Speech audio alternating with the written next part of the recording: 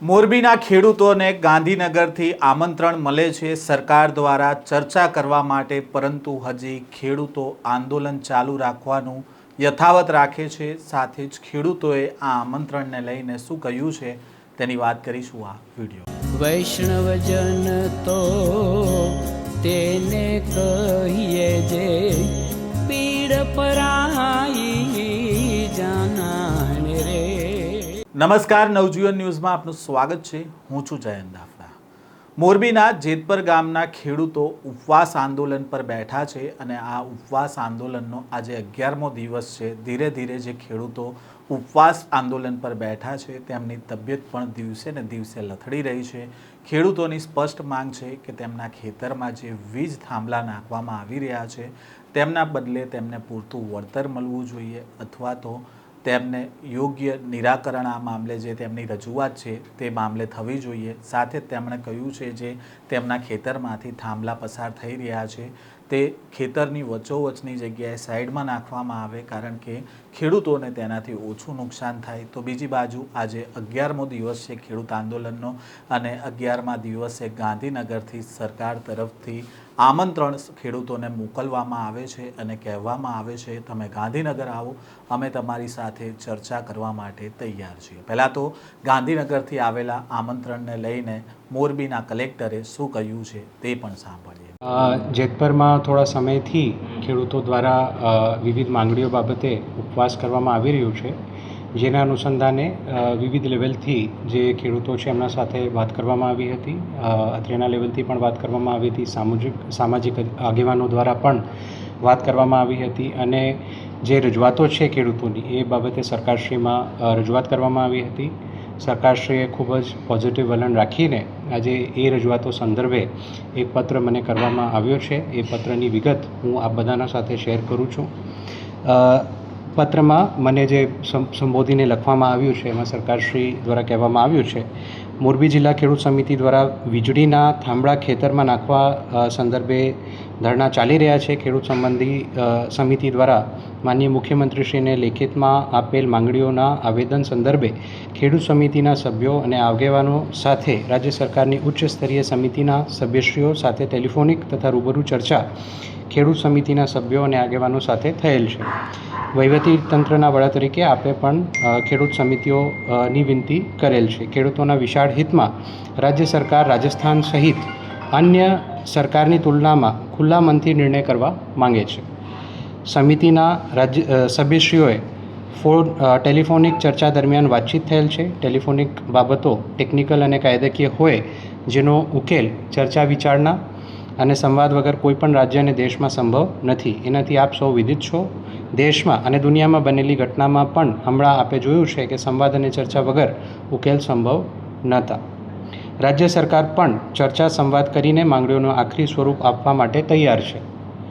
તો ઉપરોક્ત સંદર્ભે રાજ્ય સરકાર વતી ખેડૂત કમિટી અને આગેવાનોને રાજ્ય સરકારની ઉચ્ચ સ્તરીય સમિતિ સાથે સંવાદ અને ચર્ચા કરવા માટે સરકાર વતી આમંત્રણ પાઠવવામાં આવે છે। રાજ્ય સરકાર ચોક્કસ માને છે કે ખેડૂતોના હિતમાં ચર્ચા અને સંવાદથી જ ખેડૂતોના હિતમાં નિર્ણય લઈ શકાય, જેનાથી જે ખેડૂતોના ખેતરમાં વીજપોલ ઊભા થયા છે તે પોતે ગેરમાર્ગે ન દોરાય અને અસમંજસમાં ન રહે, તે પણ આપણી સામૂહિક જવાબદારી છે અને રાજ્ય સરકાર એ વસ્તુને સ્વીકારે છે। ખેડૂતોના કોઈપણ જાતનો પ્રશ્ન માટે ધરણા કે અન્ય બાબતમાં પરેશાની ન ભોગવવી પડે તે હેતુથી ખેડૂત સમિતિના સભ્યોને રાજ્ય સરકારની લાગણી અને ચર્ચા માટે બોલાવવા રાજ્ય સરકાર વતી આમંત્રણ પાઠવવા વિનંતી છે। તો આપ તમામ જે ખેડૂત મિત્રો છે એમને પણ હું રાજ્ય સરકારશ્રી વતી આ જે આપની તમામ માંગણીઓ છે એના માટે ચર્ચા માટે આમંત્રિત કરું છું અને સરકારશ્રી આ તમામ મુદ્દાઓ બાબતે પોઝિટિવ છે એ બાબતમાં આ પત્રમાં પણ ઉલ્લેખ કર્યું છે। રાજસ્થાન સરકાર અને અન્ય સરકારોના પણ જે વિવિધ જીઆર છે આનું પણ ઉલ્લેખ સરકારશ્રીના આ પત્રમાં કરવામાં આવ્યું છે। તો સરકારશ્રી એક સ્ટેપ આગળ વધીને તમામ ખેડૂતો સાથે વાત કરવા માટે તૈયાર છે। તમામ ખેડૂત મિત્રોને પણ મારી સરકારશ્રી વતી વિનંતી છે, આગ્રહ છે કે આપ લોકો પણ એક સ્ટેપ ભરો અને અહીંયા આવીને સરકારશ્રી સાથે સંવાદ કરો અને જે આપની માંગણીઓ છે ટૂંક સમયમાં એનો નિકાલ આવે એના માટે સરકારશ્રી પૂરતા પ્રયત્નો કરશે. કઈ તારીખે બોલવામાં આવે છે? અહીંયા બોલવામાં આવે છે, ગાંધીનગર બોલો કેવી રીતે? એમાં ચોક્કસથી જે એમની માંગણીઓ છે એના માટે સમય અમે નક્કી કરીશું અને રાજ્ય સરકારશ્રી સાથે જરૂર જણાય તો અહીંયા અથવા ગાંધીનગરમાં જે વાતચીત છે એનું આયોજન કરવામાં આવશે. 6 મુદ્દાને લઈને એ લોકોએ માંગણી કરવામાં આવી હતી. મુદ્દામાંથી કયા મુદ્દા સ્વીકારે છે એવું કોઈ માહિતી હતી? બિલકુલ, એનું જે નિકાલ છે એ વાતચીત અને ચર્ચા કરીને જ આવી શકે છે, પરંતુ તમામ મુદ્દાઓનું ઉલ્લેખ આ પત્રમાં આવી ગયું છે કે આ તમામ મુદ્દાઓ બાબતે સરકાર વિચારણા કરવા માંગે છે.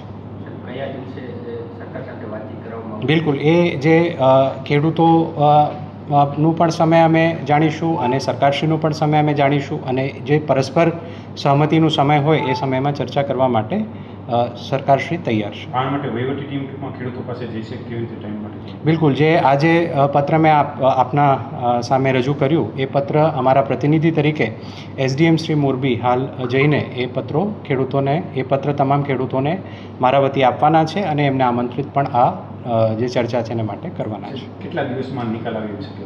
અમે તો ઝડપથી પ્રશ્નનો ત્વરિત નિકાલ આવે એના માટે પ્રયત્નો કરી રહ્યા છે. સરકારશ્રી પણ એમાં એકદમ પોઝિટિવ છે, પરંતુ જેમ આપની સાથે મેં ચર્ચા કરી અને પત્રમાં પણ જેમ ઉલ્લેખ છે કે કોઈ પણ પ્રશ્નનો નિકાલ ઉકેલ ચર્ચાથી જ આવે છે, તો તમામ ખેડૂત મિત્રોને પણ મારી આપના વતી વિનંતી છે, આગ્રહ છે કે આપ તમામ ખેડૂત મિત્રો ચર્ચા માટે સરકારશ્રી પાસે ખેડૂતોની સાહેબ ખાસ માંગ છે કે જ્યાં ચર્ચા થઈ તે પહેલાં એમને કામ છે અટકાવવામાં આવે, કામ હાલ પણ ચાલુ છે તે.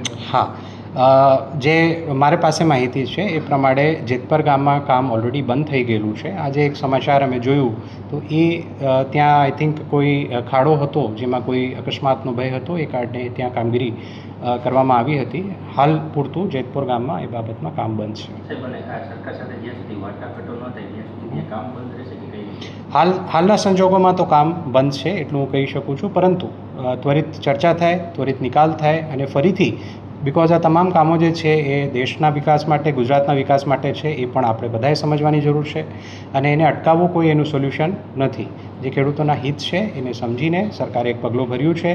તમામ ખેડૂતો પણ આમાં અમારી સાથે આવે અને પ્રશ્નનો નિકાલ કરે એવી આ બધા વતી મારી ખેડૂત મિત્રોને પણ વિનંતી છે. કંપનીને આ બાબતે કોઈ સૂચના આપવામાં આવી છે? જે પણ કંપની દ્વારા કાર્યવાહી કે વળતર કે તમામ વસ્તુઓ કરવામાં આવે છે, રાજ્ય સરકારશ્રીની સૂચનાઓ અને એના વિવિધ પરિપત્રો જીઆર પ્રમાણે કરવામાં આવે છે. તો જે પણ આ ચર્ચાના અંતે ફાઇનલ કરવામાં આવશે સૂચનો, એના આધારે કામ કરવા માટે કંપની પણ બંધાયેલી છે અને એ પ્રમાણે જ કામગીરી કરવામાં આવશે.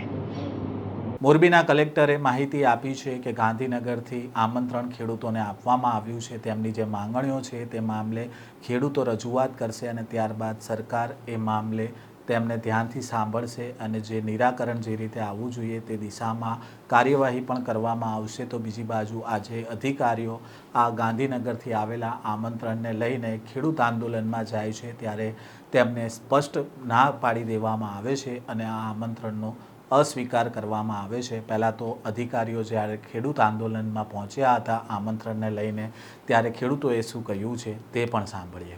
નથી વાતચીત અમે એસડીએમ સાહેબ આવેલા હતા ત્યારે અમે મૌખિક રજૂઆત કરેલી હતી.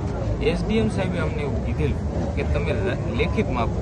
અમે 5 દિવસ સુધી ઉપવાસમાં હતા, તેમ છતાં અડધી કલાક બેસીને અમારે આજે 6 પોઈન્ટ ટુ પોઈન્ટ અમે લખીને આપેલા છે. ટાવરમાં કેટલા પર્સન્ટ, એક મિનિટ સાહેબ, ટાવરમાં કેટલા પર્સન્ટેજ, કોરિડોરમાં કેટલા પર્સન્ટેજ, 6.1/1 લખીને આપેલા છે. એસડીએમ સાહેબ, કલેક્ટર સાહેબે ગાંધીનગર મોકલેલા છે. અમારી માગણી એ હતી કે એ 6 પોઈન્ટ જો 100% સ્વીકારે છે તો લખીને આપે કે આ બધા પોઈન્ટ અમે સૈદ્ધાંતિક મજૂરી આપી છે, અથવા તો એના જે સચિવો છે ગાંધીનગર ઉર્જા વિભાગના જે પણ વ્યક્તિ હોય એને ટેકનિકલી અભ્યાસ કરેલો હોય અમારી રજૂઆતનો, અને એ અભ્યાસ ઉપરથી સરકાર એમ કે ભાઈ કોરિડોરમાં અમે 230% નહીં કરી શકી, એની જગ્યાએ અમે 200% કરશું કે આટલા કરશું, જે કરશું એમને લેખિતમાં આપવાની વાત સમજાણું સાહેબ. એ અમને લેખિતમાં આ પત્રમાં નથી, બરોબર, ખાલી અમે અભ્યાસ કરેલો છે પણ એ અમારા લેખિતમાં નથી, એટલે અમે આ પત્ર સ્વીકારતા નથી. અને ફરીથી અમે ઉર્જા વિભાગ અથવા મુખ્યમંત્રીને પ્રાર્થના કરી છે, અમે જે પ્રમાણે કહી રહ્યા છીએ એ પ્રમાણે તમે લેખિતમાં આપો, બરોબર. અને અમને લાગે છે ખેડૂત અમારી હિતેચ્છુ સરકાર છે, 100% સ્વીકારશે, એ પ્રમાણે લખીને આપશે. અમે ખેડૂત જવા તૈયાર છીએ, કમિટી જે કહેશે એ પ્રમાણે, બરોબર. ઓકે સાહેબ, ધન્યવાદ તમે આવ્યા એ બદલ. આપે સાંભળ્યા ખેડૂત આંદોલનમાં બેઠેલા આ ખેડૂતને અને તેમણે કહ્યું છે કે તેમણે જે 6 માંગણી લખીને આપી છે તે મામલે સરકાર કેટલી માંગણી અમારી સ્વીકારે છે અને કઈ માંગણી નથી સ્વીકારતી અને નથી સ્વીકારતી તો તેની અંદર સરકાર શું પગલાં લેવા માંગે છે આ તમામ માહિતી છે તેમને લેખિતમાં આપે તો જ તે ખેડૂતો છે તે આ આમંત્રણનો સ્વીકાર કરશે અને તો જ સરકાર સાથે વાતચીત કરવા માટે ખેડૂતો તૈયાર થશે. બાકી તેમનું ખેડૂત આંદોલન છે, ઉપવાસ આંદોલન છે તે યથાવત રહેશે. તે પ્રકારની વાતચીત થઈ છે.